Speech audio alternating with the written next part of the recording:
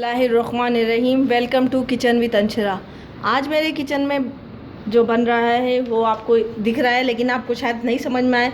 ये मैंने आज जो मैं बना रही हूँ अपने किचन में, वो मैं बना रही हूँ बेक फ्रेंच टोस्ट। इसको हम ओवन में बेक करेंगे और बहुत ही मज़े की बनती है, बहुत ही अच्छी रेसिपी बनती है और यकीनन आपको मेरी आज की रेसिपी पसंद आएगी। अगर मेरी रेसिपी पसंद आए तो मेरे चैनल को लाइक कीजिए, सब्सक्राइब कीजिए और शेयर करना ना भूलें। अपने दोस्तों के साथ और फैमिली मेम्बर्स के साथ ज़रूर शेयर कीजिए। अपने बुज़ुर्गों का बहुत ख्याल रखें और मुझे भी दुआओं में याद रखें। आइए अब हम देखते हैं कि हमने ये बेक फ्रेंच टोस्ट कैसे बनाया है। इसकी आपको रेसिपी दिखाती हूँ। इस रेसिपी के लिए हमें जिन चीज़ों की ज़रूरत है वो है, 1 कप हमने दूध लिया है, फुल फैट वाला दूध है। 1/2 कप हमने लिए चीनी, 1/2 टीस्पून हमने लिए इलायची पाउडर। अगर आपके पास दालचीनी का पाउडर हो तो आप वो भी डाल सकते हैं, लेकिन मेरे पास नहीं है तो मैंने इसलिए इलायची पाउडर लिया है।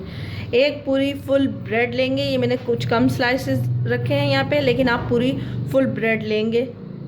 और 3 अदद लेंगे अंडे और कुछ कतरे या ड्रॉप्स लेंगे हम वनीला एसेंस के।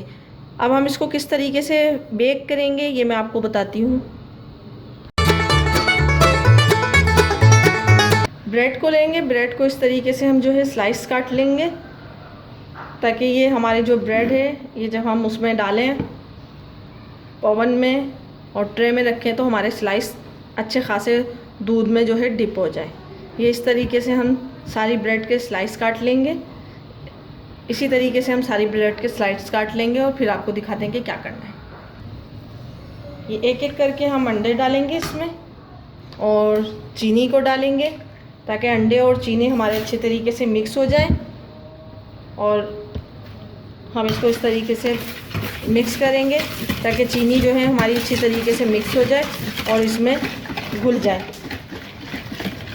इन्हीं अंडों के साथ जो है हम ये वनीला एसेंस भी डाल लेंगे, कुछ ड्रॉप, ताकि हमारी जो अंडे की स्मेल है, कुछ लोगों को अंडे की स्मेल पसंद नहीं होती तो आप इस तरीके से इसमें कर सकते हैं। इलायची पाउडर भी इसमें डाल देंगे और इसको इस तरीके से मिक्स करेंगे कि ये अच्छी तरीके से हमारा जो है चीनी मिक्स हो जाए और इसमें घुल जाए। ये चीनी जो है बिल्कुल अच्छी तरीके से मिक्स हो गई है।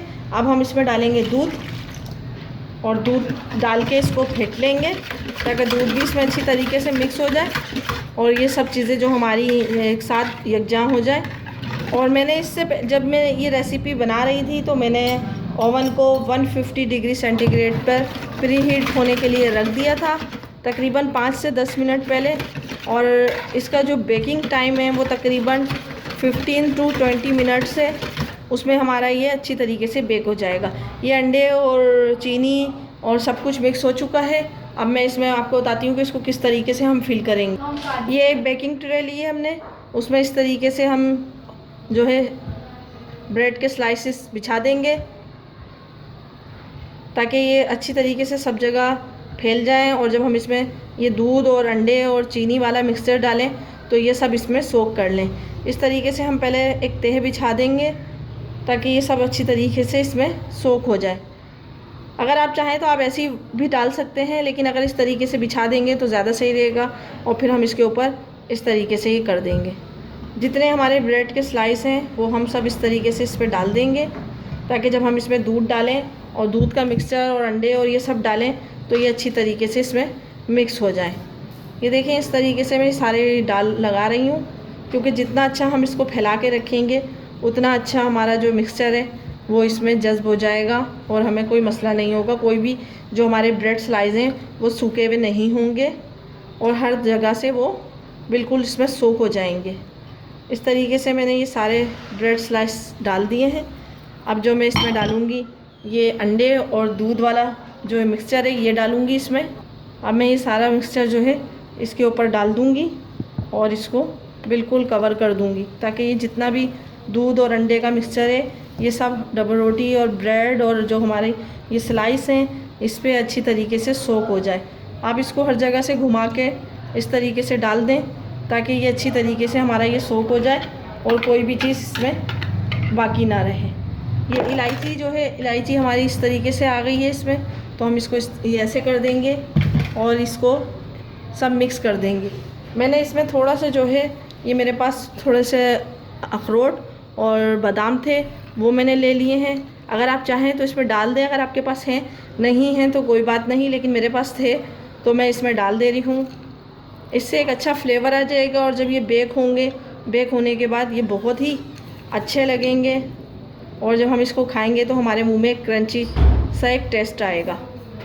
ये सब मैंने इसमें डाल दिए हैं और फिर मैं इसको तकरीबन 50 से हम ये थोड़ी सी एलुमिनियम फॉइल लेंगे। इसको एलुमिनियम फॉइल से जो है हम कवर करके इस तरीके से हम इसको कवर कर देंगे और कवर करके एलुमिनियम फॉइल से हम इसको 30 से 20 मिनट के लिए बेक करने को रख देंगे। एलुमिनियम फॉइल से कवर हमने इसलिए किया है ताकि जो इसकी हीट है वो हीट इसी के अंदर रहे और वो इसी हीट में ये हमारे जो है बेक हो जाए और हमें दोबारा से इसको बेक करने की ज़रूरत ना पड़े। ये मैंने इस तरीके से कर दिया है। अब मैं इसको ओवन में रखती हूँ और आपको दिखाती हूँ कि मैं किस तरीके से इसको ओवन में रख रही हूँ। ये ओवन प्री हीट किया हुआ है मैंने, अब मैं इसमें रख रही हूँ। तकरीबन हम इसको 20 मिनट के लिए ओवन में बेक करने के लिए रख देंगे। फ्रेंच टोस्ट बिल्कुल रेडी है, ये बहुत ही अच्छा कलर आया है, देख रहे हैं आप लोग। और अब मुझे इजाज़त दीजिए, नेक्स्ट वीडियो तक अल्लाह हाफिज़।